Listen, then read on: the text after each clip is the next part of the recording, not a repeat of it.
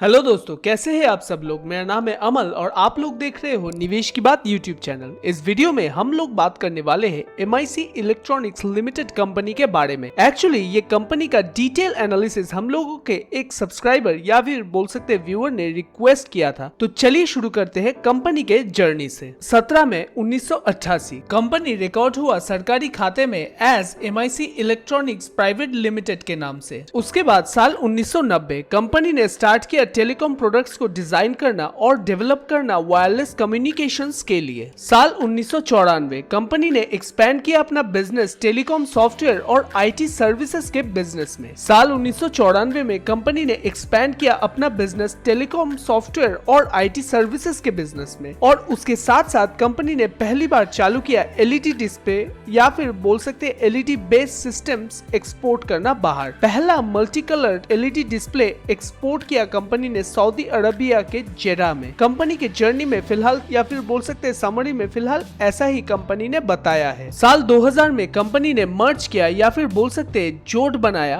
Phoenix telecommunication limited company के साथ। और साथ में कंपनी ने फॉर्मली LED बिजनेस में एंटर किया। उस टाइम कंपनी LED बिजनेस में जो स्टार्ट किया वो था LED video display, lighting, signage, embedded electronics, ये सब। साथ में टेलीकम्युनिकेशन या फिर टेलीकॉम कम्युनिकेशन भी बोल सकते हैं पे तो कंपनी बिजनेस कर ही रहा था। साल 2002 कंपनी को नेशनल लेवल पे पहचान मिली। साथ में कंपनी को मिला R&D अवार्ड यानी कि research and development award Bharat सरकार की तरफ से। और ये अवार्ड दिया कंपनी को DSIR ने यानी कि department of scientific and industrial research ने, जिसके कारण कंपनी का इलेक्ट्रॉनिक्स पे रिसर्च एंड डेवलपमेंट या फिर बोल सकते हैं R&D की कैपेबिलिटीज के ऊपर उसको मिला। साल 2004 कंपनी ने अपना पहला कमर्शियल LED डिस्प्ले प्रोडक्ट बेचा। कंपनी ने अपना एक्सपेंशन प्लान्स के अंडर ऑस्ट्रेलिया में अपनी पहली ओवरसीज सब्सिडियरी भी इनकॉर्पोरेट की थी उस टाइम पे। साल 2006 कंपनी ने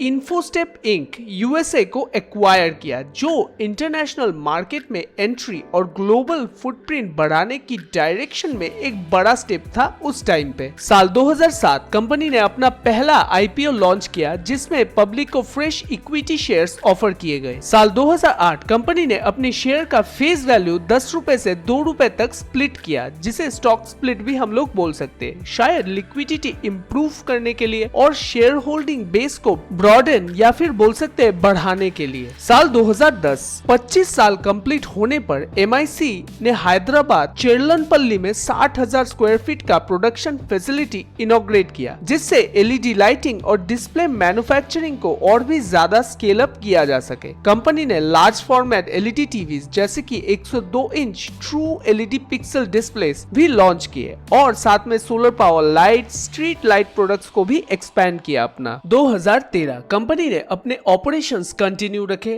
डायरेक्टर लेवल पे चेंजेस किए गए, जैसे एक नया एडिशनल डायरेक्टर को अपॉइंटमेंट दिया गया। साथ ही कंपनी ने नासिक म्यूनिसिपल कॉर्पोरेशन के साथ एक एग्रीमेंट साइन किया, जो म्यूनिसिपल या फिर सिविक LED और डिस्प्ले कॉन्ट्रैक्ट्स की तरफ से सिग्नल करता है। साल 2014 कंपनी ने LED based 3D hologram display technology unveil किया, जो दिखाता है कि कंपनी इनोवेशन पर काम कर रहा है और कन्वेंशनल LED बोर्ड से आगे बढ़ते हुए डिस्प्ले टेक्नोलॉजी को डाइवर्सिफाई करने की कोशिश कर रहा है। साल 2015 कंपनी ने LED लाइट सप्लाई करने के लिए नए डील्स को बैक किया, जो दिखाता है कि डिस्प्ले के अलावा LED लाइटिंग बिजनेस में भी ग्रोथ और स्ट्रॉन्ग पुश आ रहा है। उसके बाद साल 2016 कंपनी ने LG इनोटेक के साथ अग्रीमेंट साइन किया ताकि मिलकर highly energy efficient LED lighting products develop किया जा सके। ये एक स्ट्रेटेजिक पार्टनरशिप है जो high quality LED lighting solutions को टारगेट करता है। साथ ही कंपनी को रेलटेल कॉर्पोरेशन ऑफ इंडिया, जो कि मिनिस्ट्री ऑफ रेलवेज के अंडर आता है, इनसे डिस्प्ले नेटवर्क का ऑर्डर भी मिला, जो इंफ्रास्ट्रक्चर और पब्लिक सेक्टर कॉन्ट्रैक्ट्स में एंट्री को हाईलाइट करता है। उसके बाद साल 2021 में रिपोर्ट की माने तो कंपनी एक नया मैनेजमेंट टीम के अंडर आ गया, जो लीडरशिप चेंज और पॉसिबल स्ट्रेटेजिक डायरेक्शन पे शिफ्ट को इंडिकेट करता है। उसके बाद 2022 और उसके बाद की क्या स्टोरी है आइए जानते हैं। कंपनी ने अनाउंस किया कि वो एक्सपैंड और डाइवर्सिफाई करने का प्लानिंग कर रहा है। फोकस अपने कोड LED डिस्प्ले या फिर लाइटिंग बिजनेस और रेलवे डिस्प्ले सिस्टम्स, जो कि पैसेंजर इंफॉर्मेशन सिस्टम्स है, उसी पर रहेगा। साथ ही company EV enabling, battery solutions और रिलेटेड इंफ्रास्ट्रक्चर जैसे नए मार्केट्स को एक्सप्लोर कर रहा है, यानी फ्यूचर ओरिएंटेड मार्केट्स की तरफ ट्रांजिशन करने की कोशिश कर रहा है कंपनी। साल 2023 से 24 कंपनी ने फिस्कल ईयर 2023-24 के लिए 5,656.61 लाख का रेवेन्यू और 6,183.88 लाख का नेट प्रॉफिट रिपोर्ट किया। इस रेवेन्यू का मेजर हिस्सा जो कि था 4,549.90 लाख का रेवेन्यू इंडियन रेलवे के passenger information system PIS display से आया। कंपनी EV चार्जर्स और स्मार्ट एनर्जी मीटर्स जैसे प्रोजेक्ट्स पर भी एक्टिवली काम कर रहा है। 2024 से 25 कंपनी का स्टैंड अलोन रेवेन्यू पिछले साल के 5,656.61 लाख से बढ़कर 6,294.68 लाख हो गया। कंसोलिडेटेड रेवेन्यू लगभग 9,600.36 लाख रहा। अब कंपनी के बिजनेस सेगमेंट में LED products, medical and appliances जैसे ऑक्सीजन कॉन्सेंट्रेटर्स और ऑटोमोबाइल्स जैसे EV भी शामिल हो गए। कंपनी ने EV रिलेटेड बिजनेस और मेडिकल अप्लायंसेस के सेक्टर में भी इनकम अर्न करना शुरू कर दिया है। और फाइनली 2025 के अब तक कंपनी को ब्यूरो ऑफ इंडियन स्टैंडर्ड्स यानी BIS से सर्टिफिकेशन मिला है अपने LED street lighting, interactive flat panels और विजुअल डिस्प्ले यूनिट्स के लिए, जिससे कंपनी की क्रेडिबिलिटी काफी बूस्ट हुई है, specially smart city, public infrastructure, government और PSU टेंडर्स के लिए। इससे कंपनी के लिए और ज्यादा इंफ्रास्ट्रक्चर कॉन्ट्रैक्ट्स और पब्लिक सेक्टर प्रोजेक्ट्स के अपॉर्चुनिटीज ओपन हो सकते हैं। आइए अब देखते हैं कंपनी कौन कौन से इंडस्ट्री में अपने प्रोडक्ट्स को सेल करता है और सर्विस देता है। नंबर 1 रेलवे सेक्टर में, नंबर 2 पोर्ट्स पे और नंबर 3 एयरपोर्ट्स पे। उसके बाद कंपनी का जो ऑनगोइंग प्रोजेक्ट्स चल रहा है वो सब है number 1 IPs, number 2 passenger announcement and passenger information system जिसको शॉर्ट में बोला जाता है PAPIS, इमरजेंसी लाइटिंग यूनिट जिसको शॉर्ट में बोला जाता है ELU, और फाइनली है number 4 smart meter product prototype. और कंपनी का कुछ जनरल प्रोजेक्ट्स है और ये जनरल बेसिकली दो पार्ट में है डिवाइडेड। नंबर 1 है LED डिस्प्ले और नंबर 2 है LED लाइटिंग। अब LED डिस्प्ले में जो प्रोडक्ट्स आता है वो है number 1 indoor video screen, number 2 digital posters, number 3 outdoor video walls, number 4 digital billboards, number 5 टिकर डिस्प्ले और नंबर 6 है पेरीमीटर डिस्प्ले। और LED लाइटिंग में जो प्रोडक्ट्स आता है वो सब है number 1 street light, number 2 solar street light, number 3 industrial light और नंबर 4 है फ्लड लाइट्स। अब आइए कंपनी के कुछ क्लाइंट्स के बारे में जानते हैं। कंपनी के पास जो कंपनी प्रोडक्ट्स खरीदता है वो सब है number 1 Maruti Suzuki, number 2 ONGC, number 3 PNG, number 4 Reliance Industries, number 5 Reserve Bank of India, number 6 State Bank of India, number 7 Bharat Dynamics Limited, number 8 Larsen and टूर्बो, number 9 Life Insurance of India, number 10 Indian Railways, number 11 Air India, number 12 Bharat Electronics, number 13 है BSNL, number 14 Hindustan Petroleum और number 15 है कोल India. Company का revenue breakup कुछ इस प्रकार है। सबसे पहले प्रोडक्ट्स का सेल लगभग 88%, इंस्टॉलेशन इनकम करीब 4% तक आता है, AMC चार्जेस और सर्विस चार्जेस अराउंड 1% का है, जॉब वर्क से इनकम अप्रोक्सीमेटली 3% का होता है, अदर्स से इंटरेस्ट रिसीव होता है लगभग 1% का, क्रेडिट बैलेंस से रिटर्न बैक अराउंड 1% का है और व्हीकल सेल पर प्रॉफिट अप्रोक्सीमेटली 1% का। कंपनी ने 11 नवंबर 2023 को मिसेस बिकेनो ग्रीन टेक प्राइवेट लिमिटेड जो पहले कंपनी का सब्सिडियरी था उनसे अपनी पूरी स्टेक डाइवेस्ट करवा लिया। उसके बाद 11 दिसंबर 2024 को कंपनी को अपनी Holi own subsidiary messrs SOA electronics trading limited में किए गए 51 करोड़ के इन्वेस्टमेंट के लिए अप्रूवल्स मिल गया। 8 नवंबर 2024 को कंपनी ने 5 लाख के साथ अपनी एक होली ओन सब्सिडियरी यानी मिक डिजिटल इंडिया लिमिटेड को इनकॉर्पोरेट कर दिया। फाइनली ऑर्डर बुक में 15 जुलाई 2025 को कंपनी को Vijayawada railway zone south central railway से 2 साल का एनुअल मेंटेनेंस कॉन्ट्रैक्ट AMC मिला जिसका वैल्यू था 13,80,000 रुपए। और दूसरा है उसी दिन कंपनी को पलाक्कड़ डिवीजन SNT ब्रांच से लेटर ऑफ एक्सेप्टेंस मिला जो कर्नूल स्टेशन पर IPIS सिस्टम का सप्लाई, इंस्टॉलेशन, टेस्टिंग और कमीशनिंग के लिए था और इस ऑर्डर का वैल्यू था 1 करोड़ 28 लाख रुपए यानी कि 1.28 करोड़ रुपीस।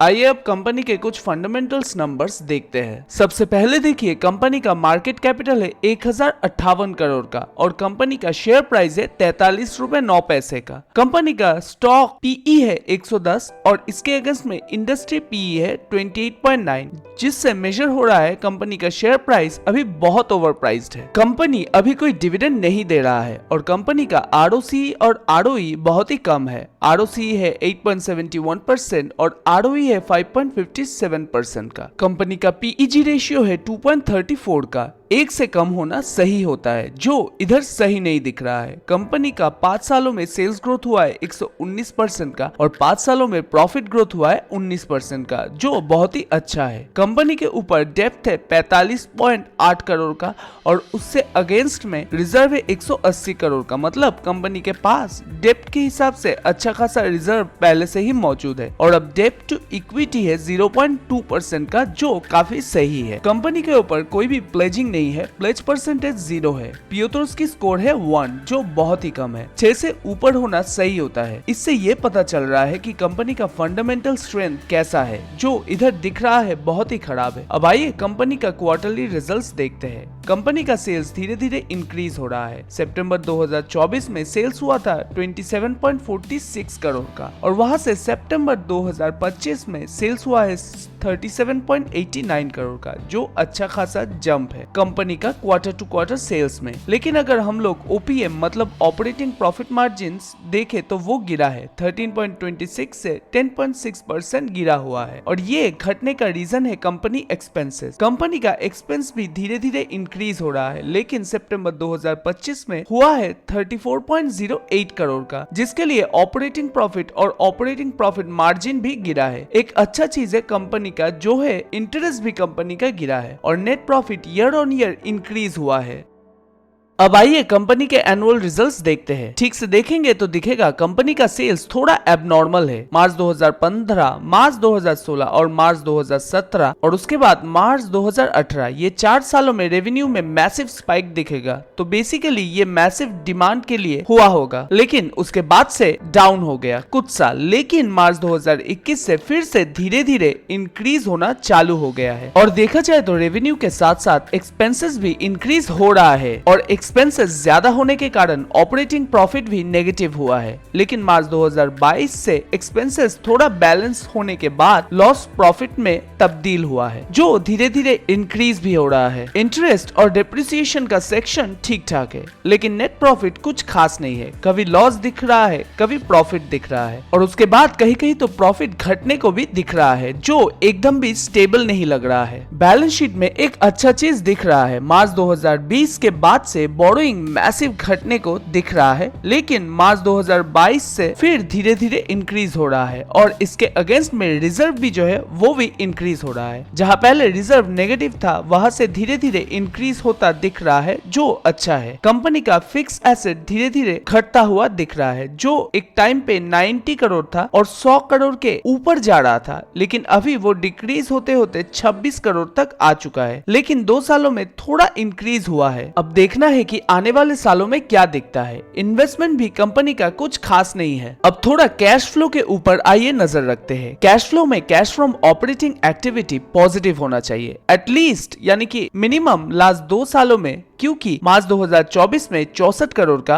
और मार्च 2025 में 10 करोड़ का नेट प्रॉफिट हुआ था। उस हिसाब से मुझे कैश फ्लो कुछ खास नहीं लग रहा है। मार्च 2025 में 49 करोड़ माइनस है, जो नंबर्स एटलीस्ट पॉजिटिव होना चाहिए था। कैश फ्रॉम इन्वेस्टिंग एक्टिविटी वाला सेक्शन में भी देखिए मार्च 2025 में 76 करोड़ माइनस है, मतलब कंपनी का पैसा इन्वेस्टमेंट किया है फिर केपेक्स पे लगाया होगा। लेकिन मार्च 2024 में 19 करोड़ पॉजिटिव था, मतलब कोई इन्वेस्टमेंट कंपनी ने सेल किया होगा। कैश फ्रॉम फाइनेंशियल एक्टिविटी में कंपनी बेसिकली फाइनेंस रिलेटेड चीज में खर्च करता है, जैसे कि डेप्ट का इंटरेस्ट पेमेंट करना या पूरा पेमेंट फाइनल कंप्लीट करने के लिए या फिर डिविडेंड पे करने के लिए इस सेक्शन का पैसा यूज किया जाता है। शेयर होल्डिंग पैटर्न अगर हम लोग देखेंगे तो कंपनी का प्रोमोटर्स का स्टेक डिक्रीज हो रहा है। जहां मार्च 2024 में प्रोमोटर स्टेक था 74.59% का, वहां से डिक्रीज होकर सितंबर 2025 में हुआ है 58%। 1% भी खराब नहीं है, बट डिक्रीज तो हुआ है और पब्लिक स्टेक इंक्रीज हो रहा है। बेसिकली प्रोमोटर और एफआईआई जो स्टेक सेल किया है वही पब्लिक ने खरीदा है। फाइनली यहाँ देखा जा रहा है कंपनी का कॉन कॉल या फिर अर्निंग कॉल नहीं होने के कारण मैनेजमेंट के बारे में जान नहीं पाए डिटेल में, और कॉन कॉल ना होना भी एक काफी नेगेटिव साइन है। कंपनी का प्रोडक्ट और बिजनेस मॉडल तो अच्छा है, लेकिन फंडामेंटल्स उतना कुछ खास नहीं लगा। तो इन्वेस्टमेंट के लिए सोच समझ के इन्वेस्ट कीजिएगा, और हाँ, अपने फाइनेंशियल एडवाइजर की सलाह जरूर लीजिएगा, क्योंकि भूलिएगा मत, ये वीडियो एजुकेशनल पर्पस बनाया गया है। ये कोई स्टॉक्स या शेयर्स को बाय सेल या होल्ड करने का रिकमेंडेशन नहीं है। तो मिलते हैं अगले एक नए वीडियो में एक और नए कंपनी के साथ। तब तक के लिए कीप इन्वेस्टिंग।